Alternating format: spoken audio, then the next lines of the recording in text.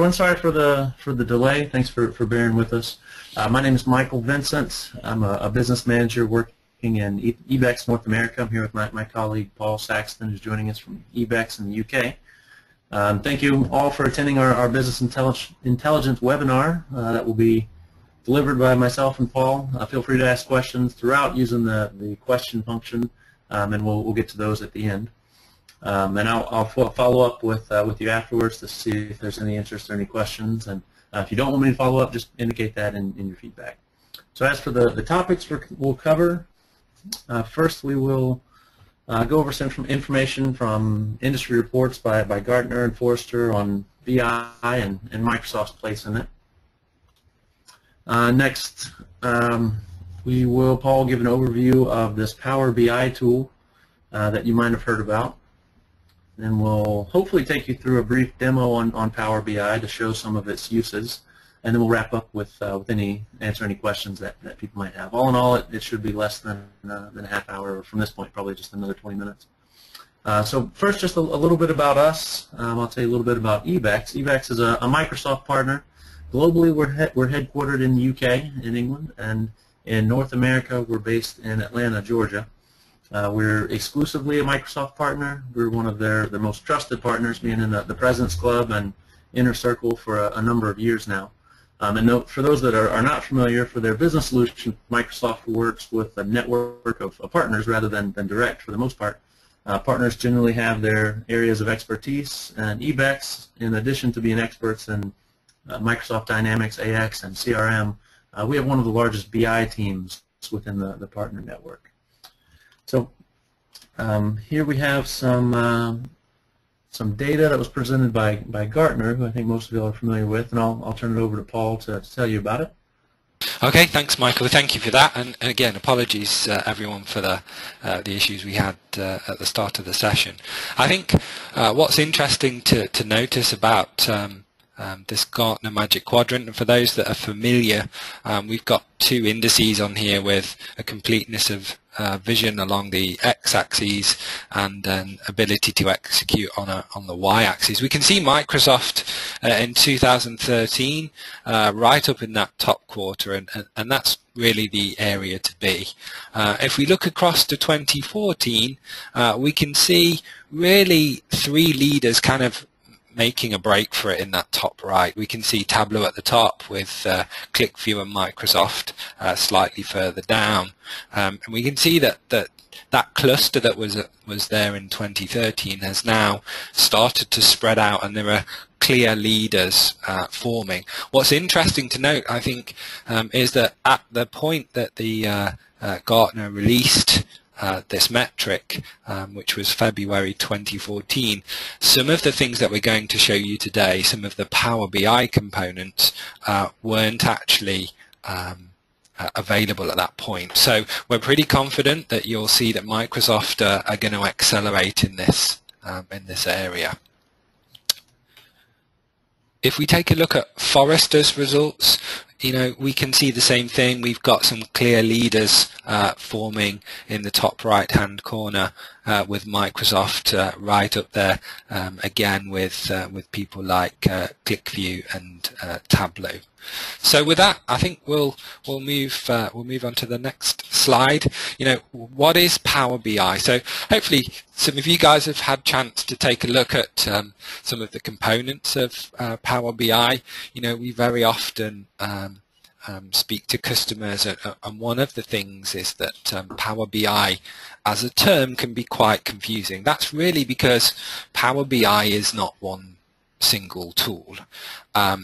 It's been a great marketing exercise by Microsoft. So if the technology has the word power within it, then we're certainly talking about part of the Power BI stack. But Power BI itself is not an individual tool, it's a suite of tools.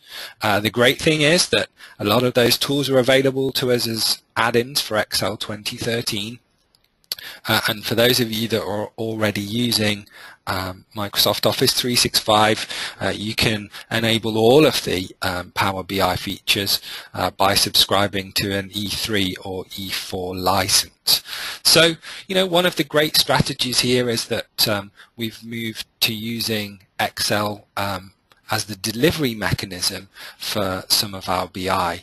Now that pains me a little bit to say that sometimes, because as a business intelligence consultant for the best part of 18 years now, I've been trying to convince people not to use Excel spreadsheets to design reports. But hopefully I'm going to show you what's changed here and why the Power BI toolset answers that problem. Thanks, Michael. So the first and really important thing is that as part of Power BI, we can deploy queries. Those queries are managed in the Power BI site. We can control who has access to those queries. We can validate who's been accessing those queries, and we can figure out really who's been using the queries most often. So think of this as being able to give insights directly and access directly into your tables in either AX or CRM or any other data source, and then being able to control who's able to use those. So rather than us allowing people to use Excel to just simply create their own queries and manipulate data, this is a truly managed self-service solution. We're not forcing people to use IT to generate all of the designs and outputs, but we're certainly able to control what people can see and how they can access the information. So if we think about that, one of the things that we need to do first off is get access to that data. Where do we get that data from? How do we upload those queries that we want to share?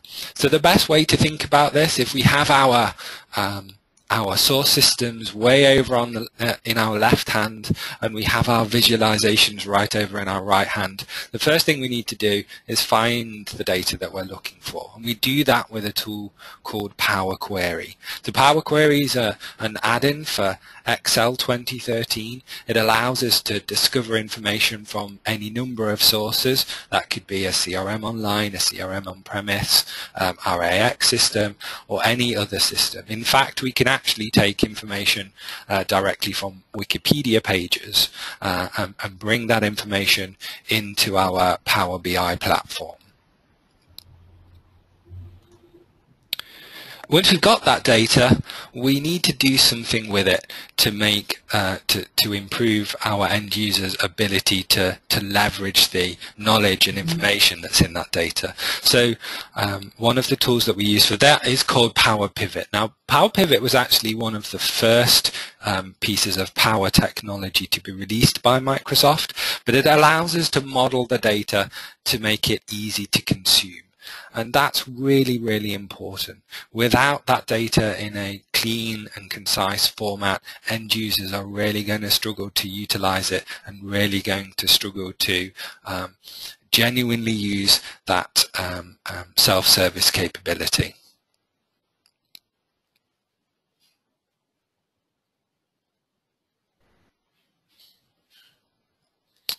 Once we've modeled that information, we can start to visualize the data. We've got a couple of Power tools available for us to do that. We've got Power Map, which is what you see in front of you here. Power Map allows us to take information and put it onto a map. What's not so immediately obvious is this doesn't just have to be a big map. We're able to scan in our own maps, things like layouts of factory floors, and plot the information. Let's say if we take a warehouse, we can identify where the most frequent picking positions are, we might want to reconsider moving that stock to something that's closer to dispatch. So although initially some of us may be thinking it's great to be able to see some sales information on a map of North America, we can utilize the same mapping technology to map data on floor plans and effectively any other type of drawing or photograph. Another great feature that we got with the October release of Power BI is the ability to forecast information. And this is done in a really simple, easy to use and efficient way. On the top here we can see a line chart. What's happened is we've taken that line chart, we've dragged it out to the right, and Power BI's applied a seasonality adjustment and created a forecast for us in real time. We can apply confidence intervals to that forecast, and we can even do what-if analysis. So for any point that already exists on the line chart, we can drag it up and down and affect the outcome of that forecast. The last one on this screen is really the most exciting for me. For a long time I've been talking to people about SelfService BI and end users' ability to create reports. Again, with the best will in the world, there are some users out there that don't have the same skills as some of our more office-focused workers, and Q&A is a great way for them to be able to generate their own queries and reports. We're effectively able to generate reports based on natural language. What that means is we can just type, in this case, sales by state and customer group, and the models that we've generated will be transformed into an analytic. In this case, Power BI Q&A has automatically identified that a map is the best form of communication of this information, and it's plotted that information directly on the map with 0 clicks, no drag and drop, no slice and dice, just the information that we wanted generated automatically.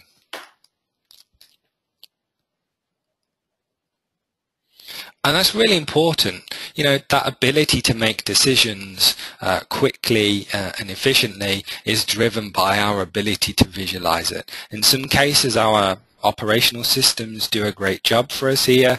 If we're looking at very small data sets, then a list of that information is very easy for us to make decisions on. But in many cases, we need a really graphical way of seeing that information, plotting that information over time to enable us to make the best decisions. Of course, we can't make decisions on our own, so we need to be able to share and collaborate those insights that we've created, and that's where Power BI for Office 365 really comes in. So once we've created those visualizations inside the Power BI toolset that sits within Excel, we're able to upload them and share them in Power BI for Office 365. And the last piece here, that's really our ability to do that for mobile devices too. So Michael, with that, if you can just close that session for me and give me control of your mouse and keyboard, I'll log us into to the Power BI site. Okay, so what I'm going to do here, guys, is I'm going to log into my Office 365 account.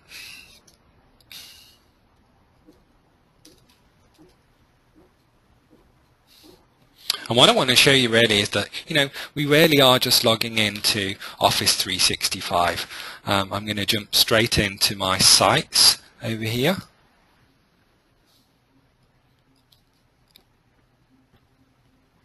I'm going to jump into our team site. I'm going to jump over to Power BI.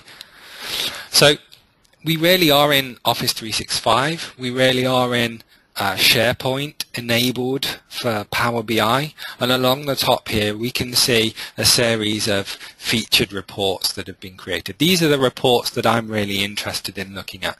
These are the things that I've decided I need to look at in my day-to-day job. If I move down a little, I can start to see featured questions, and I can see additional reports that I've created. Let's dive right in and take a look over here. So this is just a really good example of what can be done with Power BI. So over here I'm going to pick a specific Olympics. We can see our top medalists across the top right hand side here, and you saw the slices in the other areas change depending on which Olympic Games I'm choosing on the left hand side. If I move across to the top countries regions, again, that analytic's going to get rendered right inside my browser, so this is zero footprint, nothing to install. Here's my analytic. I can see a bubble chart this time where I can see top countries and regions. I've got a different form of slicer over here on the right hand side. If I pick boxing, we can see this. If I pick athletics, it's pretty much a whitewash too. So the US is doing pretty good in terms of medal counts here. So I'm going to flick back. Let's take a look at a different analytic this time. Here's some information from World Bank indicators that goes back a few years now, but I think really highlights some of the capabilities. What I really want to show you is how we build on this.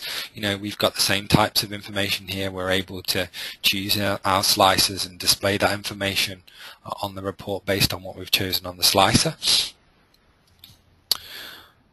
But what's really interesting is some of these slices are, incredibly interactive. Over here we've got population migration over time, and we've got that populated on a bubble chart.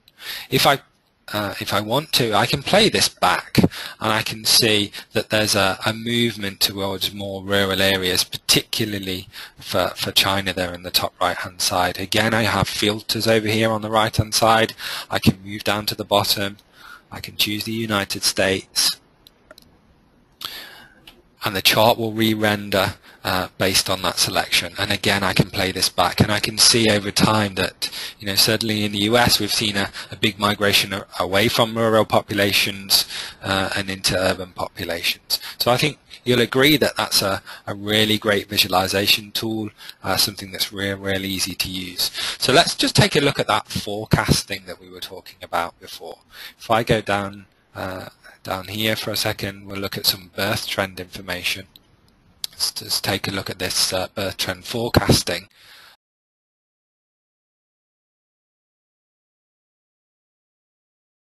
So all I'm doing here, I've got the information on total births per month plotted on the line chart across the top, and over here on the right hand side we can see this little button. All I have to do is drag and move that out to the right, and the system will start to create the forecast for me.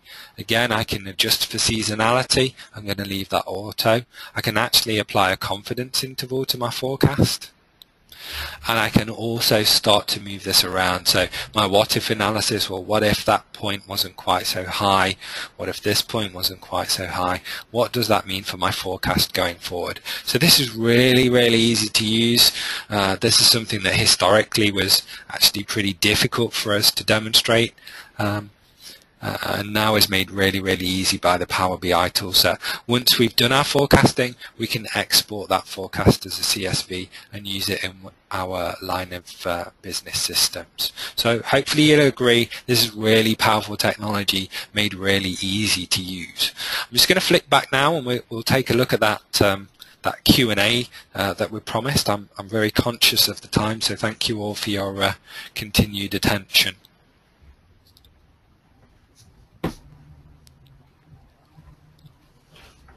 So I'm just going to jump across to ask a question with Power BI over here. And I'm going to ask a really simple question. I'm going to ask medal count. So we already took a look at medal count. Seems I'm having some trouble typing here. Sorry about that. And as I type medal count, the system's going to start to analyze that text and turn it into a report. Now, if I just ask for medal count, I'm going to get the medal count for all time, for all Olympic Games, for all countries, for all events. If I start to ask more detailed questions, something like by year for American Olympics, you can see that actually, despite the fact that we haven't got the fastest internet connection here right now, that report was being generated as I typed the text. Again, something that I'd like to point out is we have the ability to sort of drill into reports, so I can change the scale on the x-axis here really, really easily. And other things that we might want to do here is, you know, I can highlight this again and I can ask a different question. So this is coming from a different data set this time. I'm just going to ask for population by country. And straight away that information is going to be plotted on a map. It's been plotted on a map because the system understands that country is geospatial information and it knows how to do that. But I might decide that, you know, I don't want it on a map. I want it as a bar chart. I can just type the fact that I want to see that as a bar chart, and the bar chart is rendered right in front of my eyes. So hopefully you can see this is really, really powerful, really easy to use stuff. You can imagine a new information worker turning up to work and just asking a question of the system without having to go and ask somebody, how many employees do we have, what's our daily sales figures.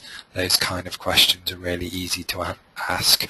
And if we find a question that we're really interested in and we want to save, we can simply add it as a featured question, put it on the home page, choose a background color, choose an image, save it back, and that will be added both to this screen, which we can see just down here. We saw it pop in, but I'm actually going to flick back here and you can see that that will have hit my featured reports. So I think for now, guys, that's what we really wanted to show you for today.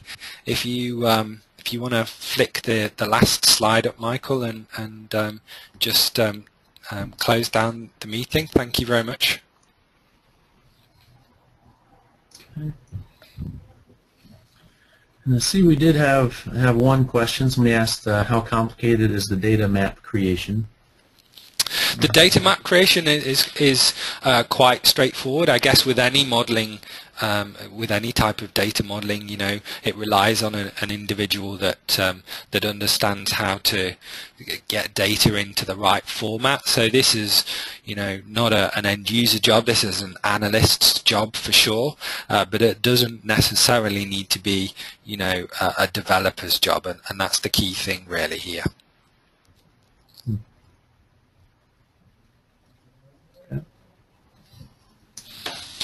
All right, well, if anybody else has a question, you can type it into the question bar up there on your GoToMeeting login or sidebar. Question: does eBECS already have an AX data map? We have some areas. With Power BI, we don't necessarily model the entire AX database. We do specific areas. So yes, we do have some areas that are covered. We'd be more than happy, you know, if you want to reach out to Michael on that one, we can get back to you with details. That's true. Okay. Well, everyone, thank you very much for your time. I hope you were able to learn something here today. Paul, thank you for running us through that, and I'll be following up with you also. If you come up with additional questions, write them down, and I'll be reaching out to see if you had any interest or questions in any of this. And we'll also, as soon as this recording is available online, we'll send out the link to it so you can share it with others.